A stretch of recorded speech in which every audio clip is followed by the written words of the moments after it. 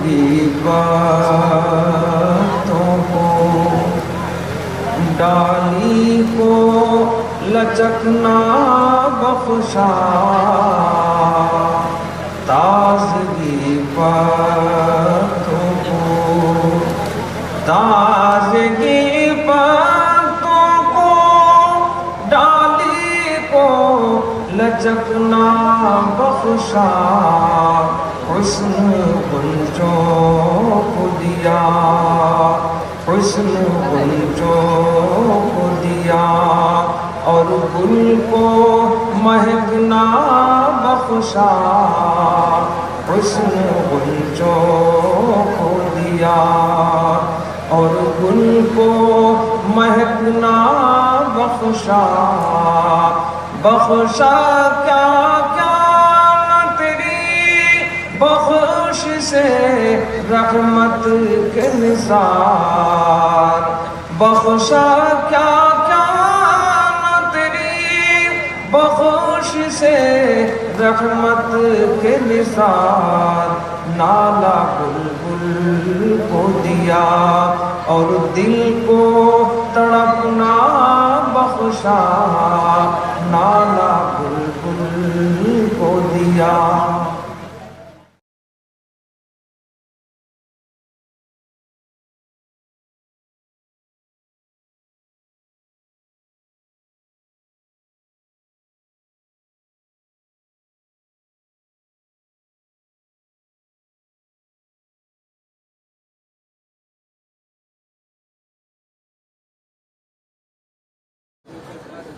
الحمد لله نحمده ونستعينه ونستغفره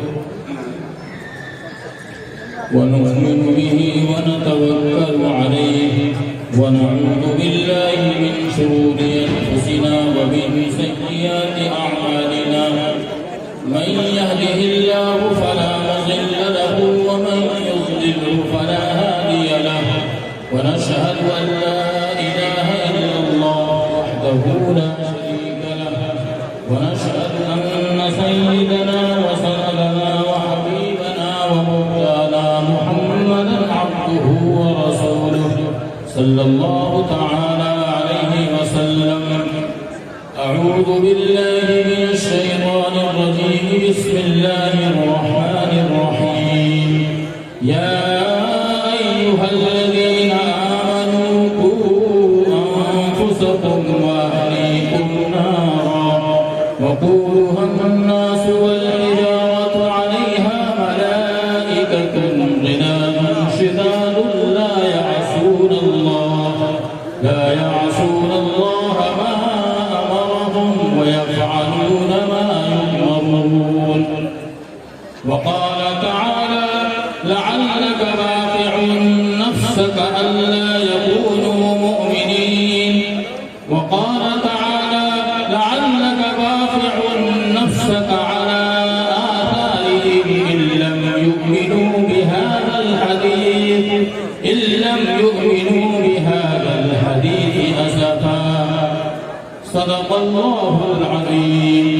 وقال النبي صلى الله عليه وسلم أكرموا أولادكم وأحسنوا أدبهم، أو كما قال عليه الصلاة والسلام۔ گرامی قدر صدر محترم قابل تکریم علماء کرام، دور و دراز سے تشریف لائے مہمانان اعزام اور پردہ نشین میری ماں بہنوں، اللہ رب العزت ہم سب کے بیٹھنے کو قبول فرمائے۔ علماء کرام کے جنب غفیر میں بات کرتے ہوئے ڈر لگتا ہے، دعا فرمائے اللہ تعالیٰ بات کرنے کی اور ہم سب کو اس پر عمل کی توفیق نصیب فرمائے۔ اصل بیان، اصل خطاب حضرت والا حضرت مولانا عبداللہ صادق صاحب دامت برکاتہم العالیہ کا ہوگا۔ میرے دل میں ایک درد ہے جو میں آپ سے شیئر کرنا چاہ رہا ہوں، اور ہم سب مل کے کچھ عہد و پیمان کرنا چاہ رہے ہیں۔ میرے محترم بزرگوں، ہم سب کو معلوم ہے کہ ہم سب سے سب سے زیادہ پیار کرنے والا، سب سے زیادہ پیار کرنے والی، محبت کرنے والی ہستی کون سی؟ بتائیں گے کچھ؟ سب سے زیادہ اگر ہم سے کسی نے پیار کیا، پریشانیوں کی حالت میں ہم سے سب سے زیادہ پیار کیا، اور سکون میں بھی ہم سے سب سے زیادہ پیار کیا، وہ کون سی ذات گرامی ہے؟ میں آپ سے پوچھ رہا ہوں، رونق افروز اساتذہ کرام سے نہیں، ہم سے سب سے زیادہ اگر کسی نے پیار کیا ہے تو کون؟ ہم سب کے آقا و مولا سرور کائنات تاجدار مدینہ حضرت محمد مصطفیٰ صلی اللہ علیہ وسلم کی ذات گرامی۔ کون پیار کیا ہے؟ بول نہیں رہے آپ، ناراض نہیں رہے، ہم سب کے آقا و مولا حضرت محمد مصطفیٰ صلی اللہ علیہ وسلم کی ذات گرامی ہے۔ اللہ رب العزت کلام پاک میں ارشاد فرماتے ہیں، لعلک باخع نفسک الا یکونوا مؤمنین۔ اے میرے حبیب، کیا آپ اپنے آپ کو، اگر یہ لوگ ایمان نہیں لاتے ہیں تو اپنے آپ کو ہلاک کر لو گے؟ دوسری آیت میں فرمایا، لعلک باخع نفسک علی آثارہم ان لم یؤمنوا۔ کیا آپ اپنے آپ کو ہلاک کر ڈالیں گے اگر یہ لوگ ایمان نہیں لائیں گے؟ لعلک باخع نفسک الا یکون علی آثارہم ان لم یؤمنوا بہذا الحدیث اسفا۔ افسوس کر کے اپنے آپ کو ہلاک کر ڈالیں گے۔ آپ صلی اللہ علیہ وسلم کو، کیونکہ آپ صلی اللہ علیہ وسلم نے جہنم کی سیر کی ہے، جہنم کی مصیبتوں کو دیکھا ہے۔ اللہ رب العزت نے کلام پاک میں فرمایا، قل نار جہنم اشد حرا لو كانوا يفقهون۔ اللہ رب العزت ارشاد فرماتے ہیں، اے میرے حبیب، میرے بندوں سے آپ فرما دیجئے، نار جہنم، جہنم کا آگ، اشد حرا، بہت سخت ہے، لو كانوا يفقهون، کاش یہ میرے بندے سمجھ جاتے۔ جس دن میرے محترم بزرگوں ہمیں سمجھ میں بات آ جائے گی، قرآن کریم کہہ رہا ہے، جس دن بات سمجھ میں آ جائے گی، قل نار جہنم اشد حرا لو كانوا يفقهون فليضحكوا قليلا وليبكوا كثيرا۔ تم اس دن سے ہنسنا چھوڑ دو گے، ہنسنا کم کر دو گے اور رونا بڑھا دو گے۔ قرآن کریم نے فرمایا، لا يذوقون فيها بردا ولا شرابا الا حمیما وغساقا۔ جہنم میں جو آگ ملے گا پینے کو، اللہ ہم سب کی حفاظت فرمائے، فرمایا حمیم ملے گا، ہزاروں سال چیخے گا، ان یستغیثوا یغاثوا بماء کالمہل یشوی الوجوہ بئس الشراب وساءت مرتفقا۔ یہ پانی پانی پانی چیخے گا، اللہ ہم سب کی حفاظت فرمائے، ہمارے آبا و اجداد کی حفاظت فرمائے، ہمارے نسلوں کی حفاظت فرمائے۔ ہزاروں سال چیخے گا، ان یستغیثوا یغاثوا بماء کالمہل، کل چھٹ کے مانند پینے کو دیا جائے گا جو جہنم کی آگ سے کھول رہا ہوگا۔ قرآن خود کہہ رہا ہے، یہ بہت ہی بری چیز ہے پینے کی، بئس الشراب وساءت مرتفقا۔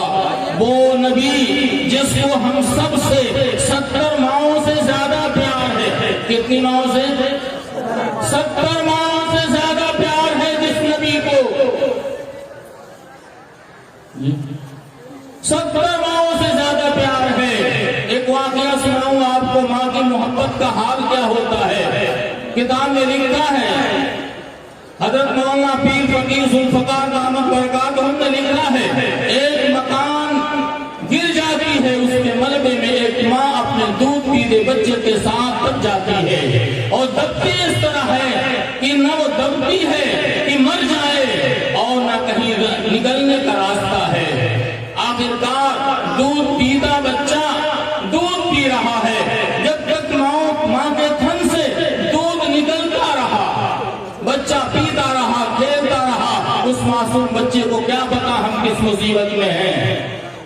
جب ماں کے تھن سے دودھ خشک ہو گیا تو پھر بچہ جب رونا شروع کیا تو ماں نے اپنے ایک انگلی کو کاٹا، بچے کے منہ میں لگایا، بچہ ماں کے خون کو چوستا رہا اور پیتا رہا، ہنستا کھیلتا رہا۔ جب یہ خون بند ہو گیا، دوسرے انگلی کو طرح پلائی، تیسری کو کاٹا، چوتھی کو کاٹا، پانچویں کو، چھٹی کو، ساتویں کو، آٹھویں کو، 10 انگلیوں کو کاٹا ہے۔ ملبہ کو جب ہٹایا گیا تو کیا دیکھا جا رہا ہے؟ بچہ ہوش میں ہے اور ماں بے ہوش ہے۔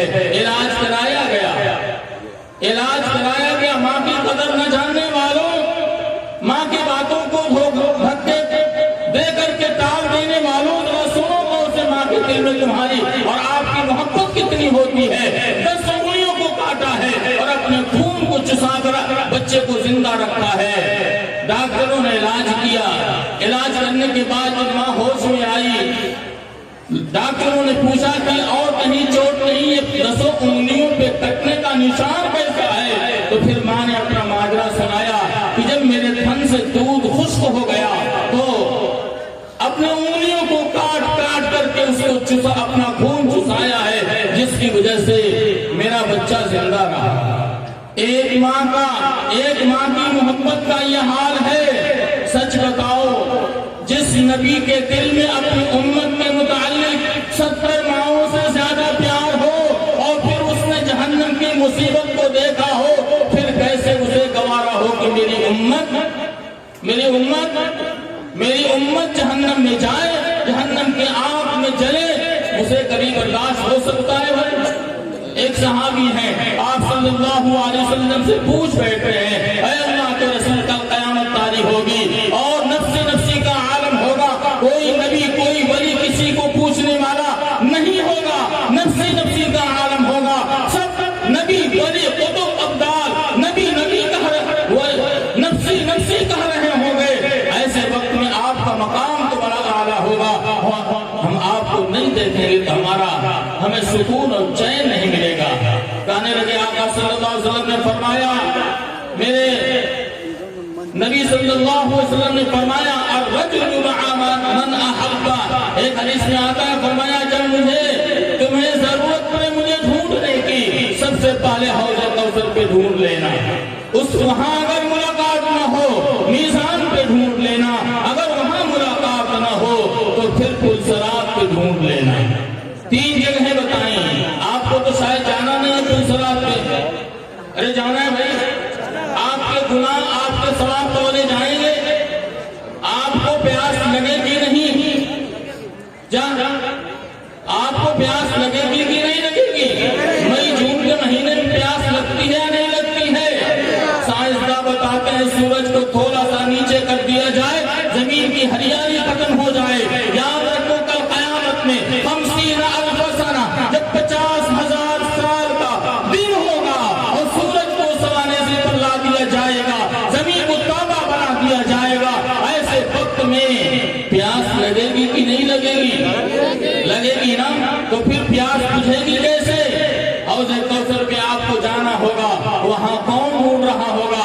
میرے آقا صلی اللہ علیہ وسلم کو یہ غم کر پائے گا کہ میرا امت یہ کوئی پیاسا ہوگا، بھاگ کر حوض کوثر پر جا رہے ہوں گے، میزان پہ ہماری نیکیوں اور بدیوں کو تولا جا رہا ہوگا، میرے نبی کو یہ غم ستائے گا، کہیں ایسا نہ ہو میرے کسی امتی کی بدی برائی غالب آ جائے اور جہنم کا فیصلہ ہو جائے، آپ وہاں بھاگ کر تشریف لے جائیں گے، پھر آپ کو یہ غم کر پائے گا کہیں ایسا نہ ہو پل صراط میں میرا کوئی امتی کٹ کر جہنم میں گر جائے۔ آپ پل صراط کے کھمبے کو پڑھ کر کے یا ربی پکڑ کر کے یا ربی سلم، یا ربی سلم، اے اللہ میری امت کو سلامتی کے ساتھ پار لگا۔ آپ صلی اللہ علیہ وسلم کے دل میں 70 ماؤں سے زیادہ پیار ہے، لیکن میرے محترم بزرگوں ذرا اپنے گریبان میں سر ڈال کر سوچیں کہ جو نبی ہمارے لیے 13 سالہ مکی زندگی میں سکون نہیں لیا ہے اور 10 سالہ شاہی زندگی، 10 سالہ مدنی زندگی میں جو شاہانہ زندگی ہے، 10 سالہ شاہانہ زندگی میں بھی ہم کو نہیں بھولا ہے، آج اس نبی کے ساتھ ہم سب کا حشر کیا ہے۔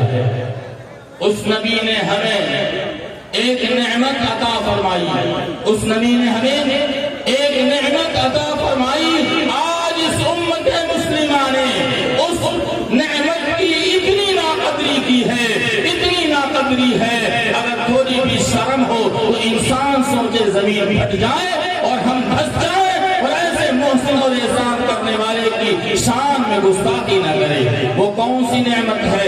وہ نعمت ہے نکاح، وہ نعمت ہے نکاح۔ میں آپ سے سوال کرتا ہوں، جس کی بیٹیاں ہوں، جس کی بہنیں ہوں، میں ان سے پوچھتا ہوں کیا آپ کے دل میں آپ کی بیٹیوں کے متعلق محبت ہے کہ نہیں؟ اگر محبت ہے تو آقا صلی اللہ علیہ وسلم کے فرمان النکاح من سنتی سے پہلے آپ تشریف لے جائیں اور وہاں تاریخ کا وقت کا جائزہ لیں، آپ کو پتا چلے گا نبی کا فرمان النکاح من سنتی کتنی بڑی دولت اور کتنی بڑی نعمت ہے۔ آپ آئیے بعثت سے پہلے آپ کو پتا چلے گا کہ ایک صحابی ہیں، آپ صلی اللہ علیہ وسلم کی خدمت میں حاضر ہوتے ہیں اور عرض کرتے ہیں اے اللہ کے رسول، مجھے راتوں کو نیند نہیں آتی، مجھے راتوں کو چین نہیں آتا۔ پوچھا ماجرا کیا ہے؟ کہنے لگے اے اللہ کے رسول، میں نے اپنی بیٹی کو زندہ دفن کیا ہے، میں نے اپنی بیٹی کو زندہ دفن کیا ہے۔ وہ صحابی فرماتے ہیں اللہ کے رسول، دنیا تو پیدا ہوتے ہی زمین میں گاڑ دیتی ہے، لیکن میری بیٹی تو ہوشیار ہو چکی تھی، اس نے زندگی کی بھیک مانگی تھی، لیکن میرے سینے پر، میرے عقل پر، میرے شعور پر زمانے جاہلیت کا جذبہ وحشت بندر سوار ہو چکا تھا، میں کچھ نہیں دیکھا اور ہوشیار بچی زندگی کی بھیک مانگتی رہی اور میں نے دفن کر دیا۔ قرآن کریم کہہ رہا ہے وَإِذَا الْمَوْءُودَةُ سُئِلَتْ بِأَيِّ ذَنبٍ قُتِلَتْ، جب قیامت طاری ہوگی، قیامت قائم کی جائے گی تو زندہ درگور کرنے والے، زندہ گاڑنے والے لوگوں سے پوچھا جائے گا کس جرم میں تمہیں قتل کیا گیا۔ وَإِذَا الْمَوْءُودَةُ سُئِلَتْ بِأَيِّ ذَنبٍ قُتِلَتْ، جس جرم کے پاداش میں تمہیں قتل کیا گیا، تمہیں درگور کیا گیا۔ مفسرین لکھتے ہیں کہ عورت جو قتل ہوا ہے مقتول سے کیوں پوچھا جا رہا ہے؟ سوال تو قاتل سے ہونا چاہیے۔ مفسرین لکھتے ہیں کہ یہ جرم اتنا بھیانک ہے، یہ جرم اتنا عظیم ہے، یہ جرم اتنا گھناؤنا ہے کہ قاتل سے نہیں پوچھا جائے گا۔ آج مقتول جو کہہ دے گا اسے سن لیا جائے گا۔ وَإِذَا الْمَوْءُودَةُ سُئِلَتْ بِأَيِّ ذَنبٍ قُتِلَتْ۔ میں بعثت سے پہلے کا واقعہ سنا رہا ہوں، لیکن کچھ دنوں پہلے میں نے مطالعہ کیا، حضرت مولانا ہم سب کے بزرگ، ہم سب کے رہبر قوم و ملت حضرت مولانا منت اللہ رحمانی صاحب کی خدمت میں ایک شخص حاضر ہوا اپنی بیوی کو لے کر کے۔ اس کی بیوی کو دورہ پڑتا تھا۔ حضرت نے پوچھا اچھی یہ بتاؤ یہ دورہ کب سے شروع ہوا ہے؟ اپنے سینے میں، اپنے گریبان میں سر ڈال کر سنیں، دل کے کان سے سنیں۔ حضرت نے پوچھا کہ یہ واقعہ، یہ دورہ کب سے پڑتا ہے؟ اس کا شوہر بتا رہا ہے حضرت میری 3 بچیاں تھیں۔ کئی بچیاں تھیں؟ 3 بچیاں تھیں۔ چوتھی بچی آئی تو ہم میاں بیوی نے مشورہ کر کے اس کا گلا دبا دیا، موت کے گھاٹ اتار دیا۔ پھر میری بیوی پیٹ سے ہوئی، پھر بچی پیدا ہوئی، پھر ہم دونوں نے مشورہ کیا اور اپنے بچی کا گلا گھونٹ دیا۔ پھر تیسری بچی اس کے بعد یعنی چھٹی بچی پیدا ہوئی تو فرماتے ہیں حضرت ہم لوگوں نے مشورہ کیا اور پھر اس تیسری بچی کا بھی گلا دبا کر کے مار دیا، صرف اس لیے کہ ان کے جہیز کا انتظام کہاں سے کیا جائے۔ میرے محترم بزرگوں، میں آپ کو بتا رہا ہوں، شروع میں تمہید بتا تھا کہ اللہ کے رسول صلی اللہ علیہ وسلم کو ہم سب سے زیادہ پیار ہے۔ ایک نبی جو ہم کو پیار دے دیا، ماں کبھی نہیں دے سکتی، باپ کبھی نہیں دے سکتا، بھائی کبھی نہیں دے سکتا، دوست احباب اقارب کبھی کوئی پیار نہیں دے سکتے ہیں جو ہمارے رسول نے دیا ہے اور دے رہا ہے، اور کل قیامت تک جنت تک ہمیں دے گا، وہ پیار کوئی دے نہیں سکتا ہے۔ آقا صلی اللہ علیہ وسلم کی خدمت میں ایک چور ہاتھ کاٹا جاتا ہے، شریعت کا قانون ہے، نافذ کیا جاتا ہے۔ آقا صلی اللہ علیہ وسلم اپنے چہرے انور کو موڑ کر کے رو رہے ہیں۔ کیا کر رہے ہیں؟ رو رہے ہیں۔ آپ کو وہ غم ہو رہا ہے کہ میرے امتی کا ہاتھ میرے سامنے کاٹا جا رہا ہے،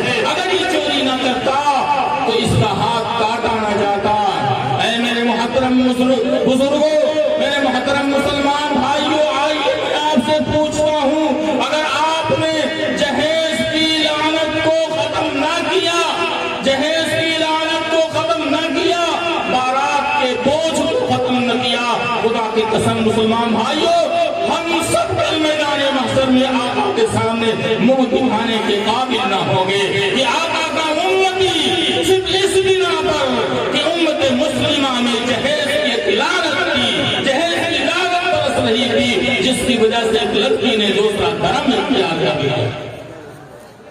کیا ہمارے نبی کو درد ہوگا یا نہیں ہوگا؟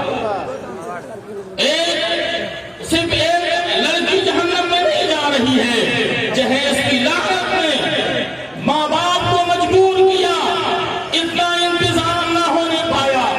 میرے مالدار حضرات کی غور سے سنیں، اگر کوئی بچی گناہ کر بیٹھتی ہے صرف اس بنا پر کہ اس کے باپ کے پاس جہیز کا سامان نہیں ہے، تو یاد رکھیے اس گناہ میں صرف وہ لڑکی نہیں، اس کے گناہ میں آپ مالدار بھی شریک ہیں جنہوں نے اپنے بیٹی کو لاکھوں کا جہیز سامان دیا ہے، اور وہ لڑکے والے بھی شامل ہوں گے جو صرف اس انتظار میں بیٹھیں گے کہ کوئی مالدار لڑکی والا آئے، کوئی سعودی پالکی آئے، کوئی گھوڑا اور گاڑی دینے والا آئے، اور پھر اس سے ہمارے بیٹے کی منگنی ہو۔ خدا کی قسم کل قیامت طاری ہوگی، اور جہیز کی لعنت کی وجہ سے کسی بہن سے، کسی بیٹی سے گناہ ہو گیا تو یاد رکھیے یہ مالدار بھی اس میں شریک ہوں گے، اور وہ لالچی باپ بھی شریک ہوگا۔ قانون ہے لا طاعت لمخلوق فی معصیت الخالق۔ میں اپنے نوجوانوں سے کہہ رہا ہوں، آپ اپنے بازوؤں پر اعتماد کریں، آپ اپنے بازوؤں کی طاقت سے اپنے سامان جہیز کو تیار کریں، لڑکی والے کو مجبور نہ کریں، ورنہ کل قیامت میں آقا کو منہ دکھانا ہوگا، پھر آپ کیا تقریر بنائیں گے، کہاں منہ چھپائیں گے؟ یہ لڑکیاں یوں ہی جہنم میں جاتی رہیں، غیروں کے ساتھ اپنے عزت کا سودا کرتی رہیں، اور گناہوں میں ملوث ہوتی رہیں گی۔ تو میرے محترم بزرگوں، دوستو، ہر لڑکے والا گنہگار ہوگا اور اس گناہ میں شامل ہوگا، اور اس کے جرم کو وہ بھگتے گی، پوری قوم بھگتے گی۔ اگر پوری قوم نے مل کر اس کا بائیکاٹ نہ کیا، حضرت تھانوی رحمت اللہ علیہ، حکیم الامت حضرت تھانوی رحمت اللہ علیہ لکھتے ہیں، جہیز لینے والا اور جہیز دینے والا یہ رشوت لینے والا ہے اور رشوت دینے والا ہے، اور آپ کو معلوم ہے کہ رشوت دینے والے پر بھی، رشوت لینے والے پر بھی، اور رشوت کی کتابت کرنے والے پر بھی، اور رشوت کے معاملات کو طے کرنے والے پر بھی اللہ کی لعنت برستی ہے۔ مسلمانوں، ہم اپنے اوپر لعنت کے برسنے کا کام کر رہے ہیں۔ قرآن کہہ رہا ہے فَإِن لَّمْ تَفْعَلُوا فَاعْلَمُوا بِحَرْبٍ مِّنَ اللَّهِ۔ جس خدا سے آپ عزت کی آس لگائے بیٹھے ہو، جس رسول سے رحمت کی آس لگائے بیٹھے ہو، اور کرتوت ہمارا وہ ہے کہ وہ نبی اور وہ رسول خود ہم سے جنگ کا اعلان کر رہا ہے۔ حجاج بن یوسف نے جب لوگوں نے پریشان کیا تو حجاج بن یوسف نے بھرے مجمع میں جمعے کے دن اعلان کیا کہ جس خدا کی تم پوجا کرتے ہو اسی خدا نے ہمیں عذاب بنا کر مسلط کر دیا ہے۔ میں تو یہ سوچتا ہوں جن چیزوں سے، جن طاقتوں سے ڈرتے ہیں ہم تو اس اللہ کو مانتے ہیں، لہو مقالید السماوات والارض، ہم تو اس اللہ کو مانتے ہیں جو فعال لما یرید ہے، ہم تو اس اللہ کو مانتے ہیں جو خالق کل شیء ہے، ہم تو اس اللہ کو مانتے ہیں جو ہر چیز پر ان اللہ علی کل شیء قدیر ہے، جو ہر چیز پر قادر ہے۔ مسلمانوں، قرآن کہہ رہا ہے وَأَنْتُمُ الْأَعْلَوْنَ إِن كُنتُم مُّؤْمِنِينَ، کہ تم ہی سربلند رہو گے۔ قرآن کہہ رہا ہے تم ہی سربلند رہو گے، تم ہی باعزت رہو گے، اور قرآن کہہ رہا ہے وعد اللہ الذین آمنوا منکم، کہ زمین کی خلافت تمہیں دی جائے گی۔ لیکن معاملہ الٹا کیوں؟ قرآن غلط ہے یا ہم غلط ہیں؟ قرآن تو غلط ہو نہیں سکتا، ہمارا ایمان ہے۔ قرآن تو غلط ہو نہیں سکتا، یہ ہمارا ایمان ہے۔ قرآن غلط نہیں ہو سکتا۔ آگے شرط لگایا قرآن نے وَأَنْتُمُ الْأَعْلَوْنَ إِن كُنتُم مُّؤْمِنِينَ، اگر تم مومن رہو، اگر تم مومن رہو گے۔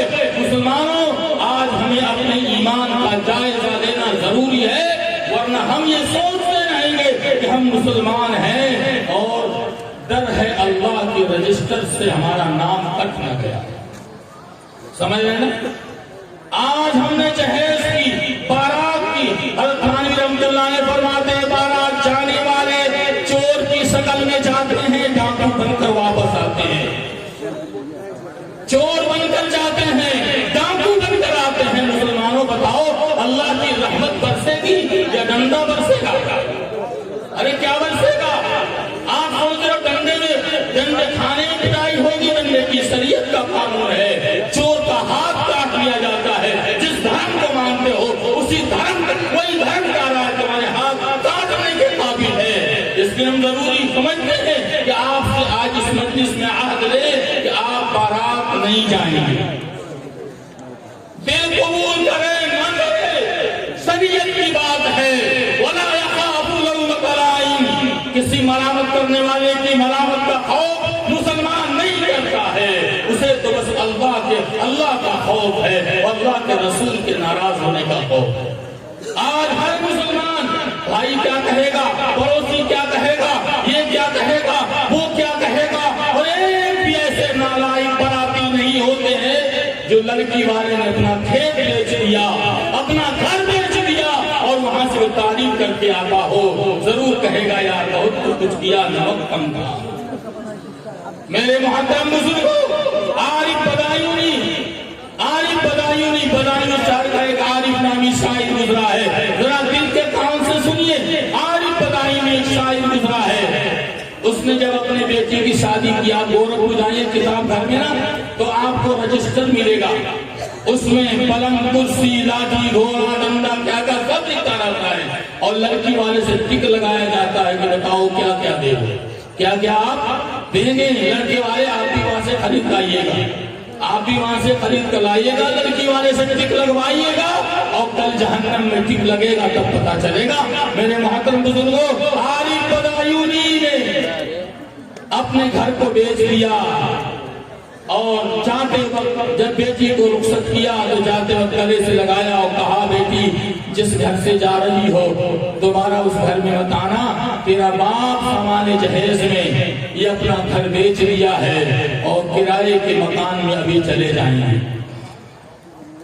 ہم لوگ یہ کریں گے انشاءاللہ، کریں گے انشاءاللہ، بولیے کریں گے انشاءاللہ. کھیت بچوائیں گے، کرائے کے مکان میں رکھوائیں گے. لڑکے والے بولے بیچارہ رخصت کیا اور کچھ دن کے بعد خبر ملتی ہے کہ ظالم لڑکے والوں نے جہیز کی کمی کی لالچ میں لڑکی کو مار ڈالا.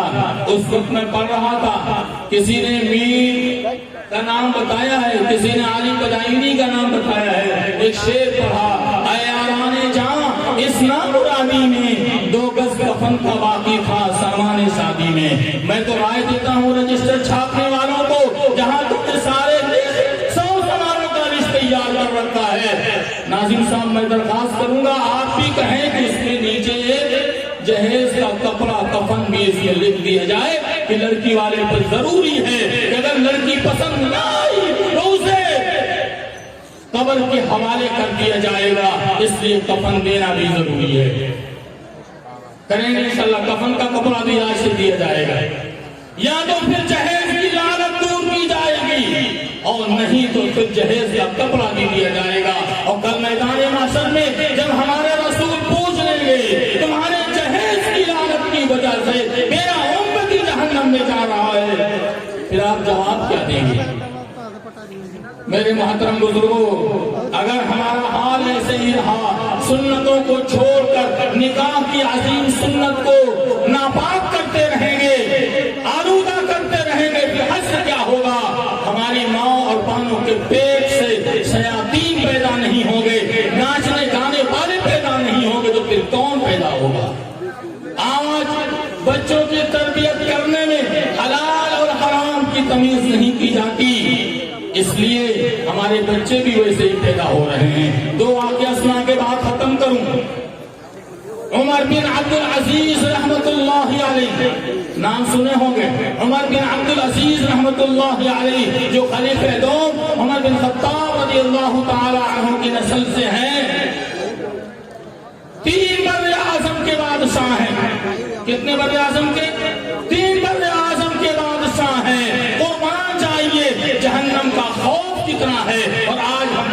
کتنے ہیں, ہمارے دماغ میں جہنم کا خوف کتنا گھوم رہا ہے, اور ہم کتنے غافل ہیں. اور ایک بوجھ 3 بر اعظم کے بادشاہ, ایک تو بر اعظم, ایک ملک نہیں کئی ملک مل کر کے ایک بر اعظم بنتا ہے, اور بادشاہ 5 سال کے لیے نہیں ہوتا, وہ جب تک زندہ رہتا ہے, جب تک بادشاہ رہتا ہے, اور بادشاہ قانون کا محتاج نہیں ہوتا, اس کے منہ سے جو نکلتا ہے قانون بنتا ہے. عمر بن عبد العزیز رحمت اللہ علیہ, آئیے بتاؤں آپ کو بچوں کی تربیت کرنے میں آپ کو کتنا دھیان رکھنا چاہیے. آج ہر فرد کو دنیا پیسہ, یہ پیسہ آپ کو کہاں لے جائے گا. حدیث میں فرمایا الدنیا جیفہ وطالبها کلاب. آپ کو برا لگے گا, الدنیا جیفہ وطالبها کلاب.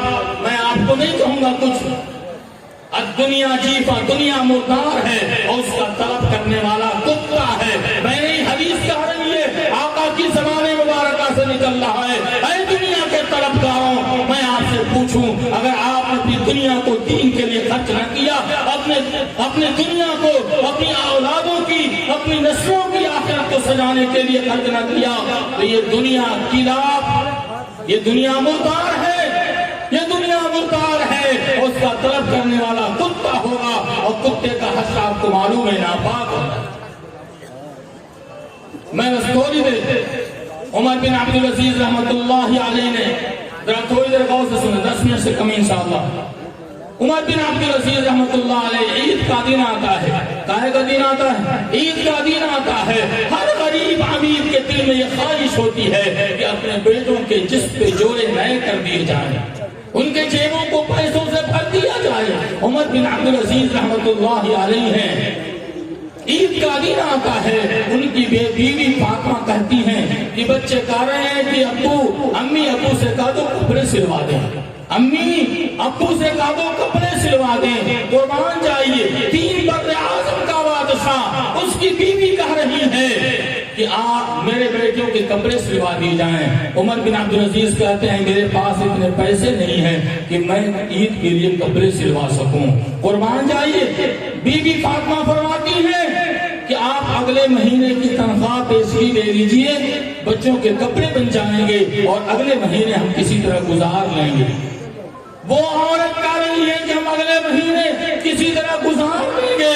یہ کون عورت ہے جس کا باپ بادشاہ ہے, جس کے 4 بھائی بادشاہ گزرے ہیں, اور جس کا شوہر خود بادشاہ ہے, وہ کہہ رہی ہے اگلے مہینے ہم کسی طرح گزار لیں گے. عمر بن عبد العزیز رحمت اللہ علیہ دفتر میں جاتے ہیں, منشی سے کہتے ہیں منشی جی اگلے مہینے کی تنخواہ پیشگی دے دو. منشی بھی اللہ سے ڈرنے والے ہوا کرتے تھے. ایک کاغذ کا ٹکڑا دیا, کہا بادشاہ سلامت اس پر لکھ دیجیے اگلے مہینے میں زندہ رہوں گا. پرچہ لیتے ہیں, اس کو پڑھتے ہیں, اور کہا اس میں لکھا ہوا ہے آپ گارنٹی دے کہ اگلے مہینے زندہ رہوں گا, آپ کو اگلے مہینے کی تنخواہ دی جاتی ہے. عمر بن عبد العزیز رحمت اللہ علیہ واپس لوٹتے ہیں, اور آ کر کے آخر باپ تو ہے, کتنا وہ ظالم بادشاہ ہوگا, خدا کی قسم اپنے بچوں سے کبھی ایک چمٹا ہے اس کو ٹھوک کر دیکھیے, ایک مرغی ہے جو اپنے بچوں کو چرا رہی ہے, اس کے بچوں کو چھین کے دیکھیے. مرغی جانتی ہے کہ میرے بس میں کچھ بھی نہیں, پھر بھی آپ پر حملہ کرتی ہے. کتنا وہ ظالم باپ ہوگا, پر اولاد کے متعلق اس کا دل تو تڑپ ہی جائے گا. کہا بیوی بچوں سے کہا دو پرانے کپڑوں پہ عید منا لیں, پرانے کپڑوں پہ عید منا لیں. جب انتقال کا وقت آتا ہے, مسلمہ ان کے بچوں کے ماموں نے کہا کہ آپ اپنے بچوں کو دنیا سے مجبور بنا کر جا رہے ہیں, اگر آپ چلتے چلتے کچھ وصیت کر جاتے تو بچوں کے حق میں کچھ ہو جاتا. عمر بن عبد العزیز فرماتے ہیں کہ مجھے بیٹھایا جاتا ہے, بچوں کو حاضر کیا اور بچوں کو نصیحت کیا کہ بچوں ہمارے سامنے 2 آپشن تھے, میرے سامنے 2 آپشن تھے. ایک آپشن یہ تھا بیت المال کا مال تمہیں دے کر کے تمہیں مالدار بنا دیتا, لیکن اپنے آپ کو جہنمی بنا لیتا. دوسرا آپشن یہ تھا کہ تمہیں غریب چھوڑ کر جاتا, تمہیں مجبور چھوڑ کر جاتا اور اپنے آپ کو جنت میں لے جاتا. میں نے دوسرا آپشن اختیار کیا ہے اور اپنے آپ کو جنت میں لے جا رہا ہوں. اگر تم نیک بن کر زندگی گزارے واللہ ولی المومنین, تو اللہ تمہارا ولی ہوگا. بھوکے بن کر زندگی گزارو گے تو ہم اپنے مال کے ذریعے سے تمہاری تقویت نہیں دے سکتا کہ تم میرے مال کے ذریعے سے گناہ کرو۔ میرے محترم بزرگوں دوستو، ایک واقعہ بس سنا کے بعد ختم کروں۔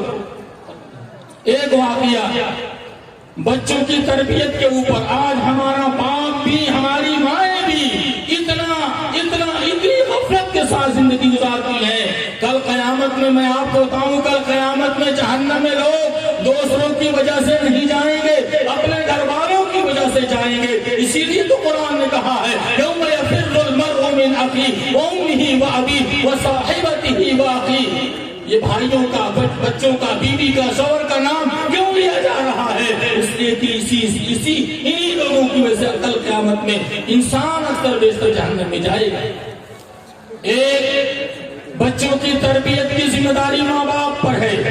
پیر فقیر ذوالفقار دامت برکاتہم نے اپنی کتاب میں ایک واقعہ لکھا ہے، آپ سنیں، اپنے دل میں بٹھائیں، مائیں بھی سنیں، اپنے دل میں بٹھائیں اور جا کر اپنے بچوں کے حق کو ادا کریں۔ ہر باپ نالا ہے، ہر باپ شکوہ کن ہے کہ ہماری بات بیٹا نہیں مانتا۔ کیوں مانے گا؟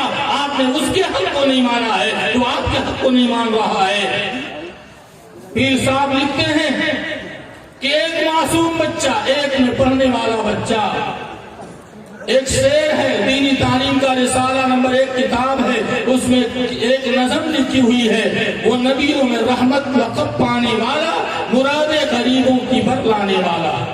وہ نبیوں میں رحمت لقب پانے والا، مراد غریبوں کی بتلانے والا، والا الف کے ساتھ لکھا ہوا ہے۔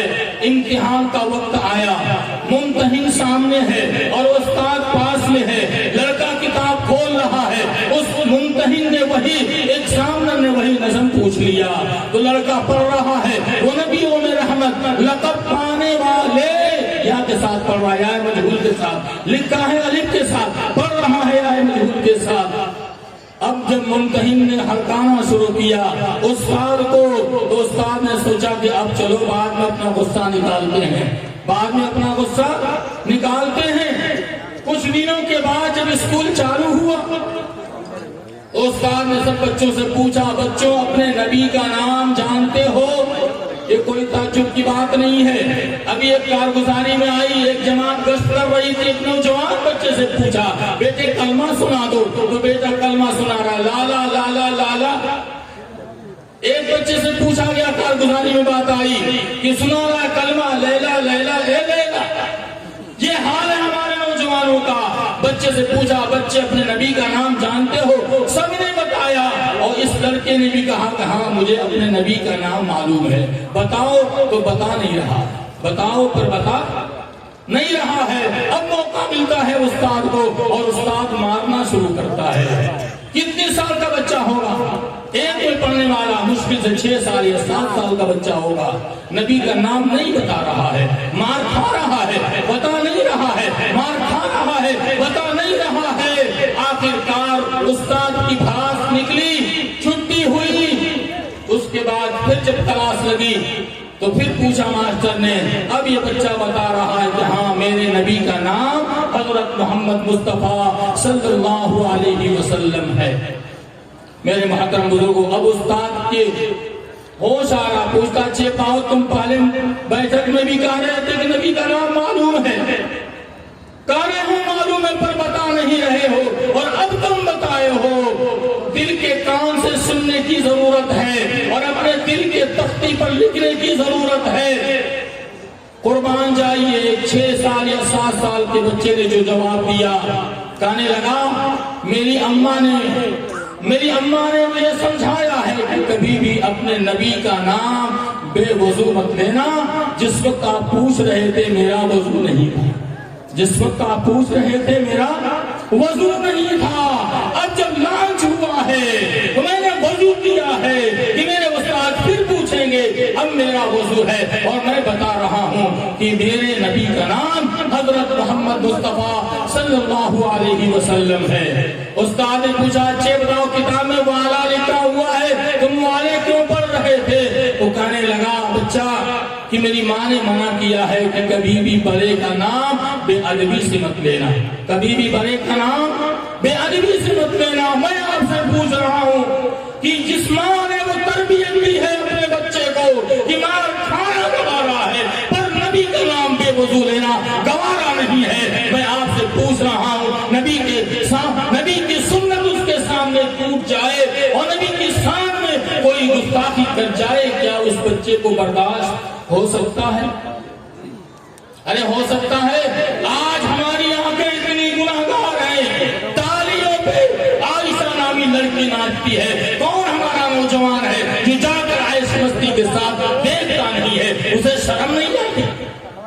اسے شرم نہیں آتی؟ آقا صلی اللہ علیہ وسلم کی خدمت میں ایک ظالم عورت حاتم طائی کی بیٹی پکڑ کر آتی ہے، سر پہ دوپٹہ نہیں ہوتا ہے، آقا اپنی چادر مبارک پھینکتے ہیں اور فرماتے ہیں اس کے سر کو ڈھک دو، اور کہنے لگے آقا نے فرمایا بیٹی بیٹی ہوتی ہے چاہے اپنی ہو چاہے دشمن۔ آج خود یہ مسلمان ہمارا نوجوان رات کی تاریکیوں میں موبائل میں کون سا کام نہیں کرتا، کس کو نہیں دیکھتا ہے؟ آخر اس کا جرمانہ کہاں بھرنا ہوگا؟ اسی دنیا میں ہوگا۔ آج ہم اللہ کی رحمت ڈھونڈ رہے ہیں، جب تک رحمت ڈھونڈنے والے کام نہیں کریں گے وہ رحمت آ نہیں سکتی۔ کریں گے انشاءاللہ، ہاں جہیز کو بند کریں گے انشاءاللہ، بارات نہیں جائیں گے، بول نہیں رہا بارات نہیں جائیں گے، لڑکے والا کہے گا ٹھیک ہے لیکن ہم نہیں جائیں گے انشاءاللہ۔ اللہ ہم سب کو عمل کی توفیق نصیب فرمائے۔ وآخر دعوانا ماشاءاللہ ماشاءاللہ، جزاک اللہ۔ یہ تھے حضرت مولانا مفتی